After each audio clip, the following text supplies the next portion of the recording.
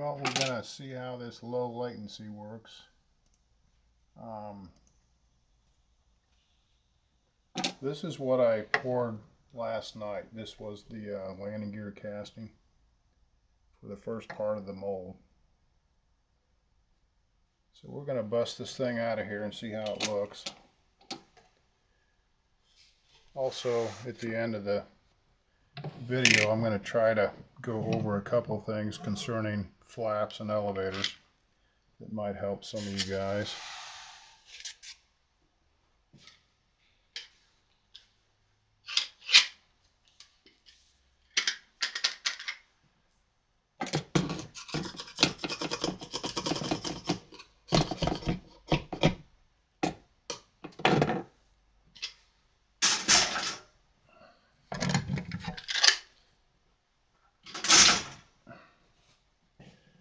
As you can see, these aren't very tight.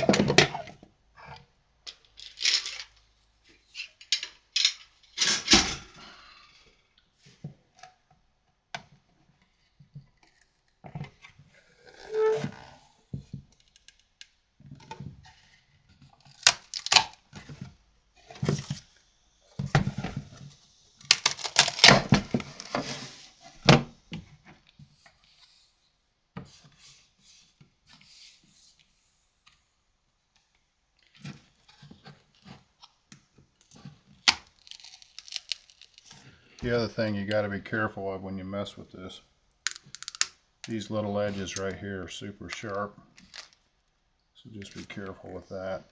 Let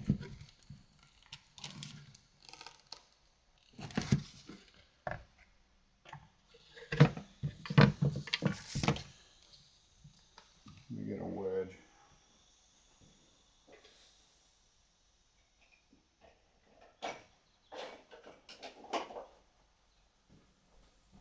Yeah, just when you think you got everything you need in front of you, there's something else you got to get.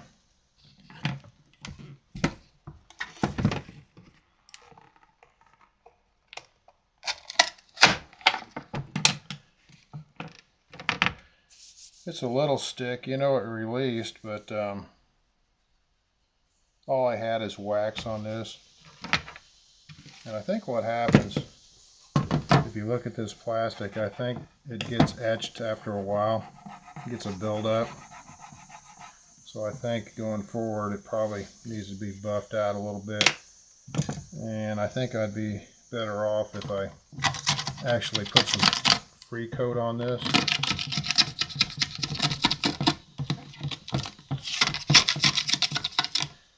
You know, it's okay, but could be better.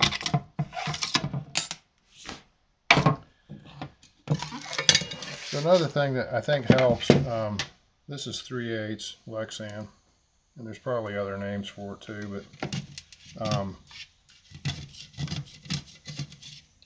it's important, I think, to have it to where it's a little flexible so you can pop it loose, but not so flexible that it won't hold its shape. Now, we'll see what we get. You got to remember, if you watched, I had the glue on the gear to hold it to this parting board. So we'll see if I can get it to release off the gear, because I want the gear to stay in the mold. See, I think I'm going to do all right. Yep. And there's all my clay that was underneath, you know, when I did the draft angle. And of course, this little dot of CA here, you got to scrape that off, and then of course re-wax it.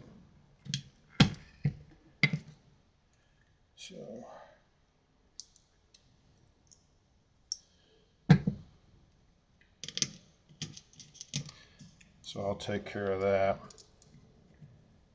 So all in all, it looks really good.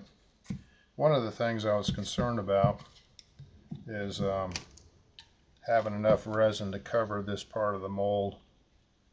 So it looks like I probably got 3/8 of an inch or so right here, 1/2 inch. So I'm good there.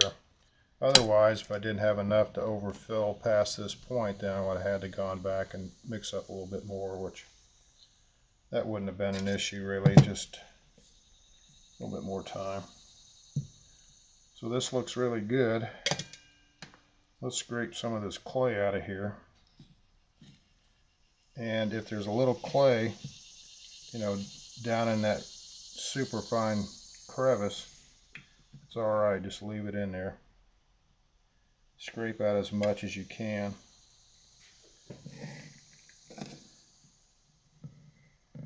But you can see, when it came time to pop that parting board off, I had to pry it a little bit, so that's where it was advantageous to have the carbon on it. So that way it stayed together for me.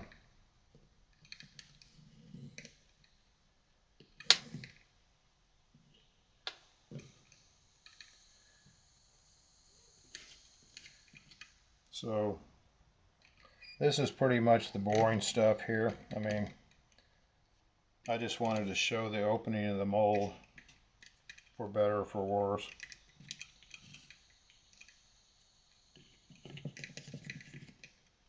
The next step is clean it up really good. Get rid of the CA dots. They're sticking pretty good. They came off the Formica, but I'm going to have to do a little scraping here. Those are really important. If you don't have this landing gear attached to this plate, you're going to ruin the mold. So if this gear would have shifted and popped loose or something, all this resin would have went underneath it and ruined your draft angle, so it would have been a loss. You would have had to start over. So that's why it's important. Some people use hot glue guns. I like CA because it's a little bit more definitive and it forms a thinner film. I can get this tighter to the board with a drop of CA than I can with hot melt. So I never really did anything with hot melt. I'm not saying it wouldn't be a good option in some cases, but I've never used it. I've seen a lot of people use it though.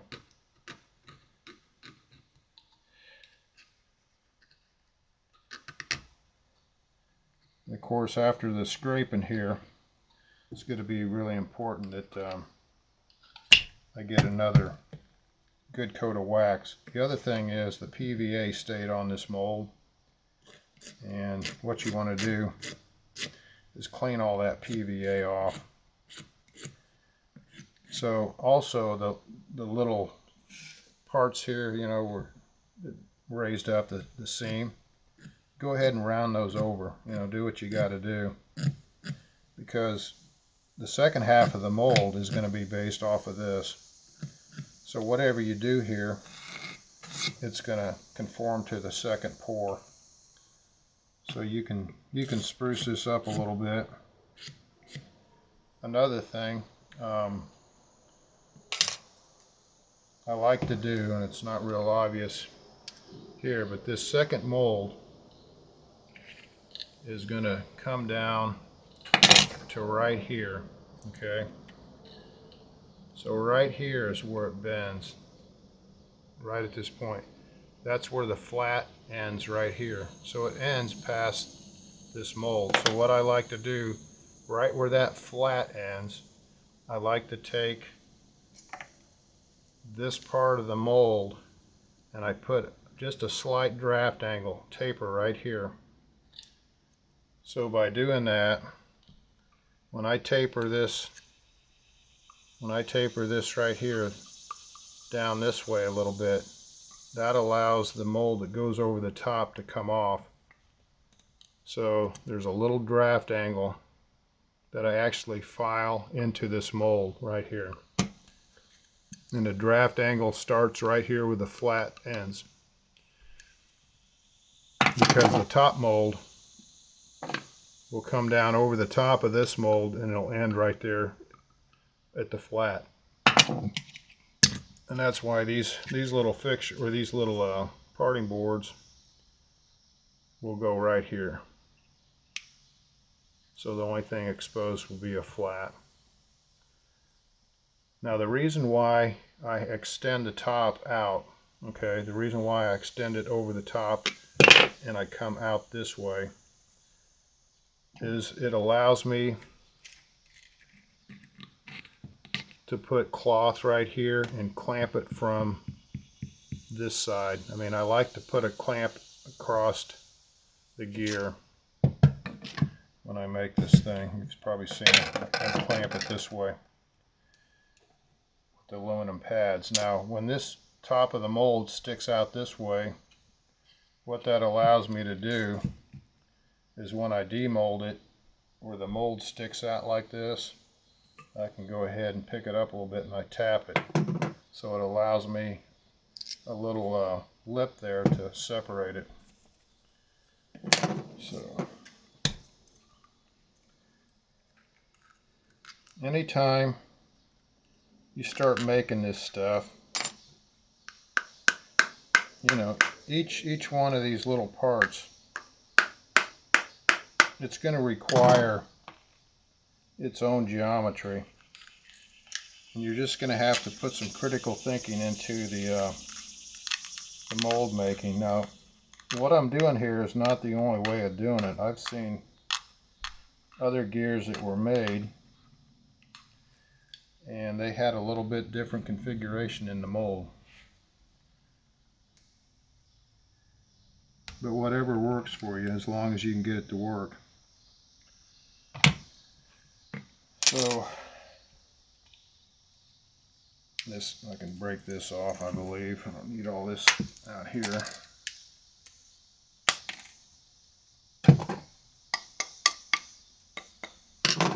And then probably, you know, a belt sander, clean all this off, flatten it up real nice, and clean the PVA off and re-wax it. And then if you were watching the video the other day, I actually build this mold up the other direction, you know, with the sides this way. And then I put these here in between the glass or the Lexan, and then I pour this top half. So I just wanted to cover that. It's nothing special, but I just thought I'd open it up on the video. The other thing I wanted to talk about, and I got to get a whiteboard to show you. It concerns flaps and elevators, and it's sort of a tricky situation.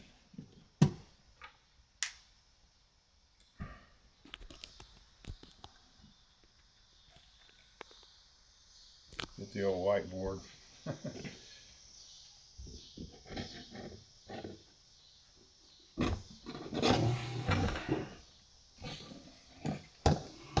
This is a quick sketch here. Okay, so I don't know if this is accentuated enough, but this is a top view of your flap. This is the root, and that's the tip. And the problem is with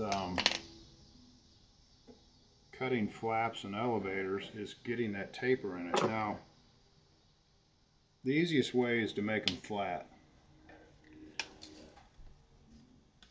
You know, the Blue Max and Impact, and they've had flat stabs and flat elevators, and basically it makes everything easy. But let's just say that, you know, you wanted to put a taper in it. You wanted to make life hard for yourself. What you do is you put the taper in it, and it starts out thick at the trailing edge of your wing, and it tapers down. So the way to do that, and I'm going to show you with a foam block,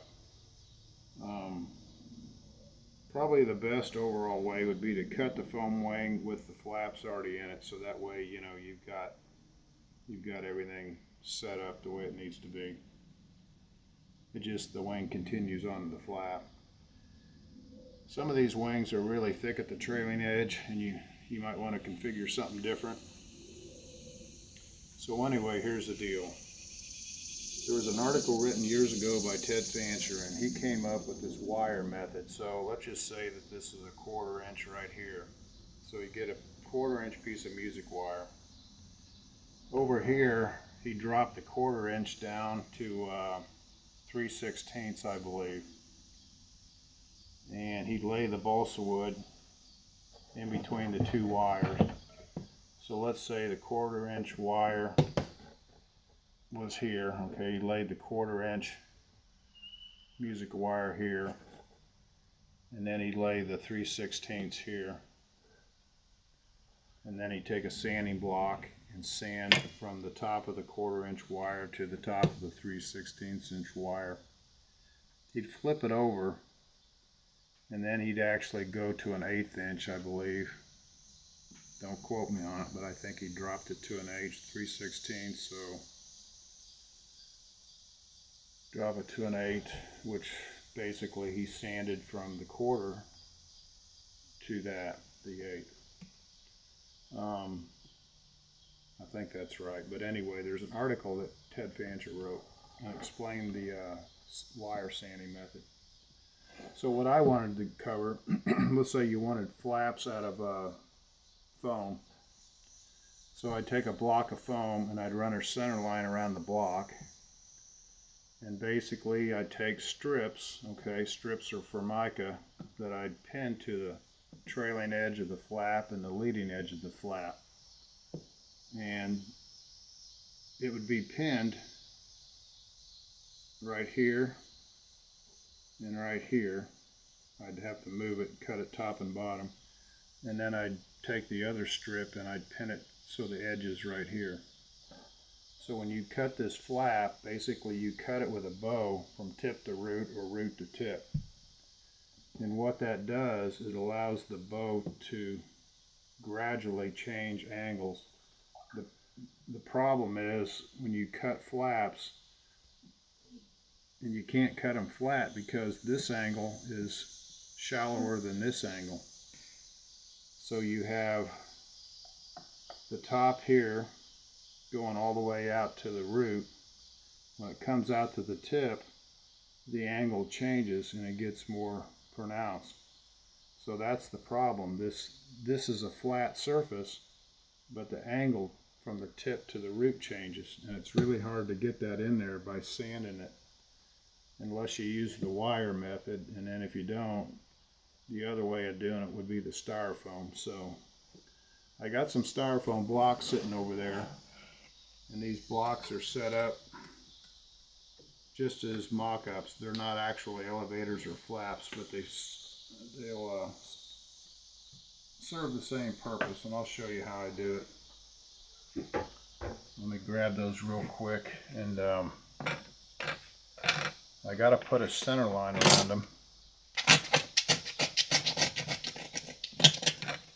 Let me clean my bench here, and I'll show you what I'm talking about. This is sort of organized, but it's a lot of ad-lib, you know. One of the things I've been able to do, I signed up for YouTube Premium. What that allows me to do is download the video. I wasn't able to download my own video before, so I can actually download one of my videos and edit it and then put it back up as a cleaner format.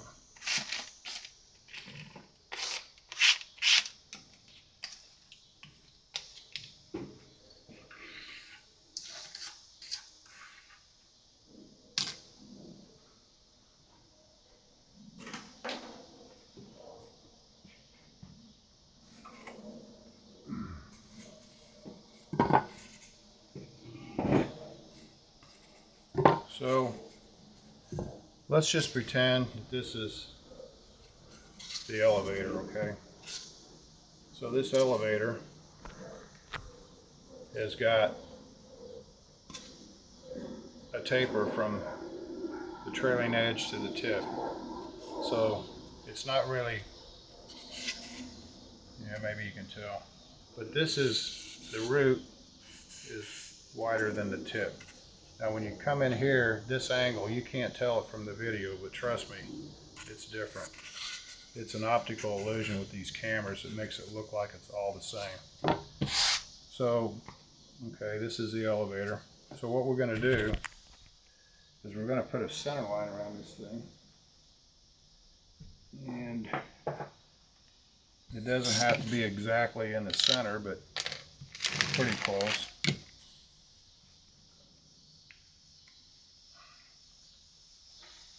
So let me see if I can adjust it. I probably won't have to. We'll just go with the way it is. It's not center, but it's close enough. So we're going to take this center line and go around it.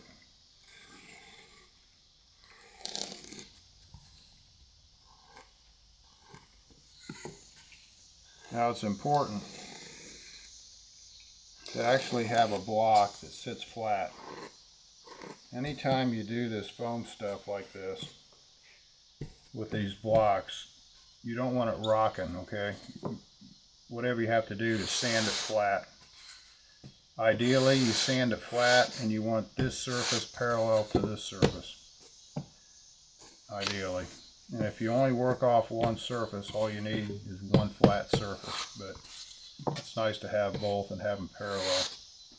So that put a center line around it. It all matches up. So the next step is to come in here, and I've got to get a wrench to raise this up. We're going to raise this marker up, and we're going to run 2 more lines around this foam block, and those lines are going to represent the height of it.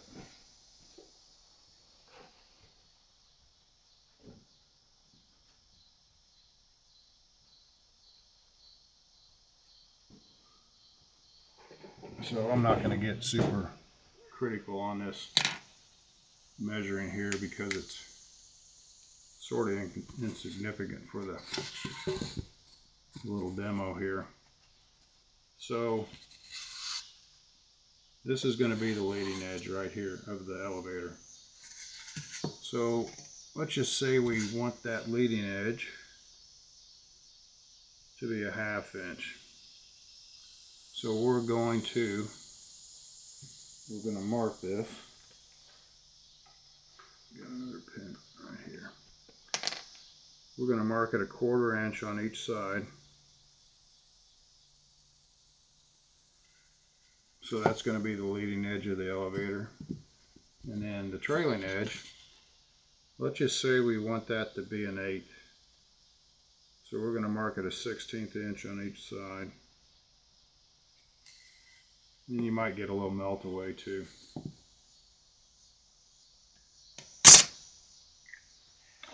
So now the next step, what we're going to do is we're going to adjust this height gauge.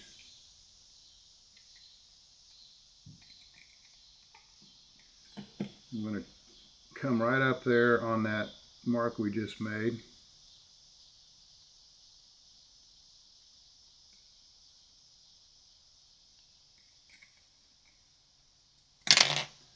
We're going to run a line down the leading edge. And obviously, if you don't have a flat workbench, it's not going to help you any. Now we're going to run another line, 1/4 inch on top of that. So we're going to have 3 lines. We're going to have a center line, and we're going to have the top and bottom of these. Of this elevator.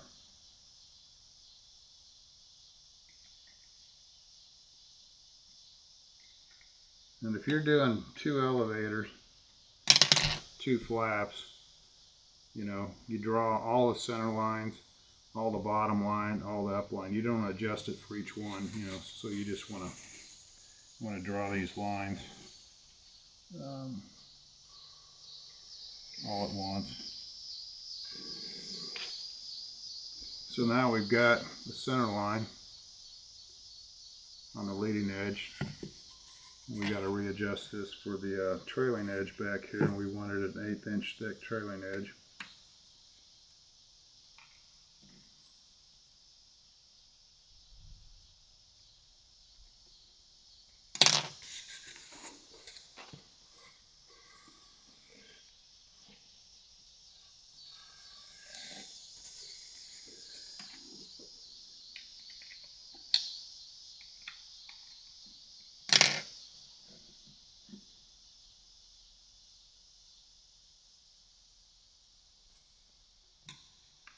Yeah, if I had an old Mitutoyo height gauge, I could stick a magic marker in it. I just turn the dial and dial in my measurements. So there's the trailing edge leading in. So I got a total of 6 lines on this puppy. Now the next step is I'll hook up a variac and get some straight pins over here.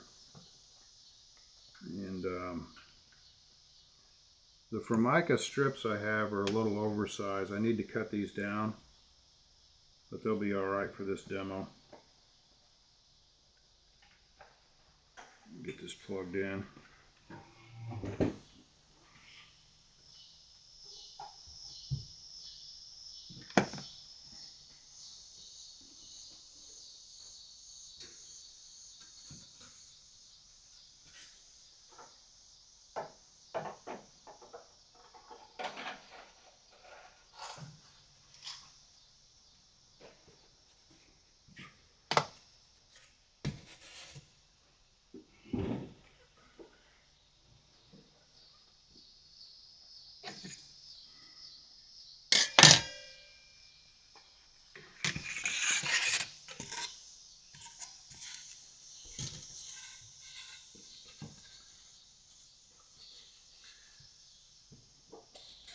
So what I want to do is align this strip to where that line that I just drew at the trailing edge just barely disappears. I can just see the fuzz from the top of it.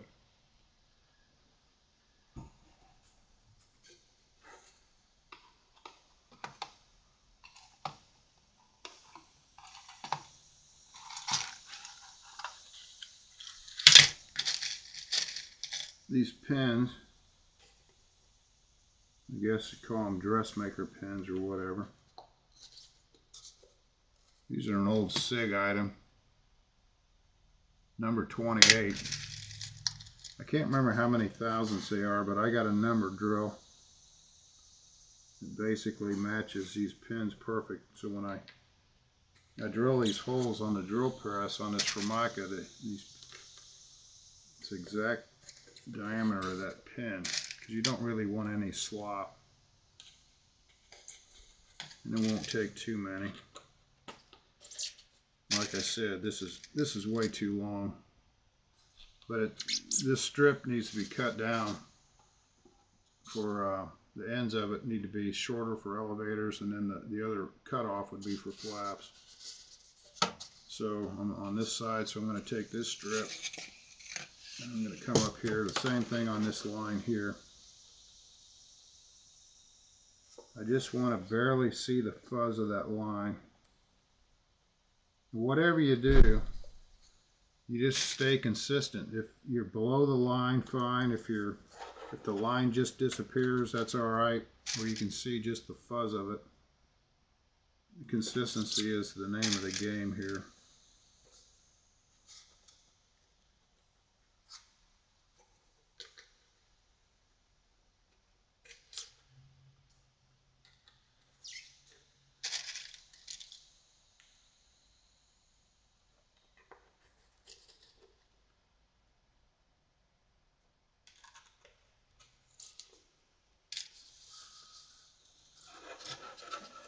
So I've got an unruly block here now, but it ain't gonna matter for the demo. You get the idea.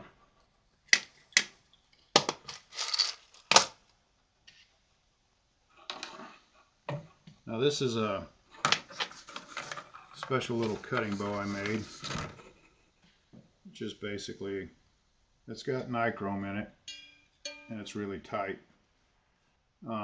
Normally I don't use nichrome on the foam cutter. I use music wire, but for this it'll be fine. So I think I'm going to hook them up here.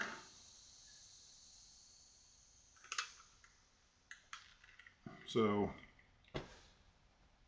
I got my test block here. So we're going to see how much heat. I'm going to adjust the heat on this thing. on the test block. And it doesn't take much.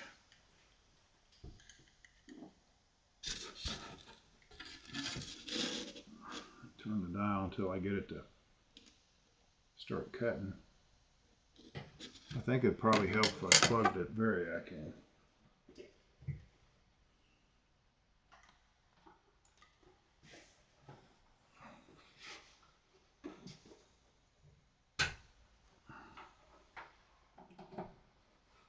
It's like waking up in the morning, putting your coffee in the coffee pot, getting it all ready, pressing the button. It's not plugged in. Same thing with the toaster. Push the toast down, never turn it on.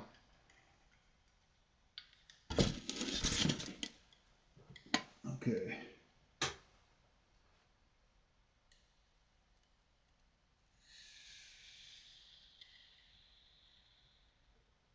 Slow it down a little bit. Yeah, I don't like to cut it too hot. Okay, here we go. I think you're just going to cut it lengthwise. Now the trick is you got to make sure that you stay in contact with the formica. So the name of the game here is to get comfortable, because when you start cutting, you just want to keep going. You don't want to have to actually stop.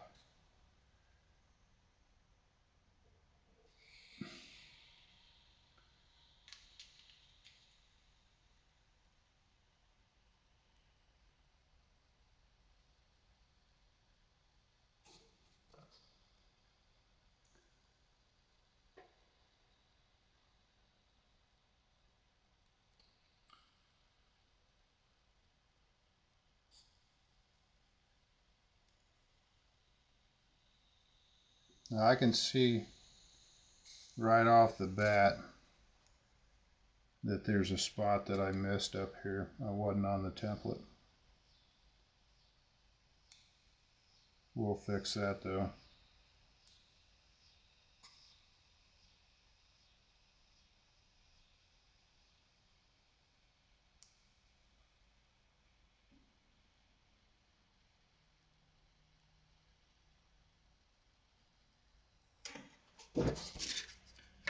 So there's a couple spots that I missed.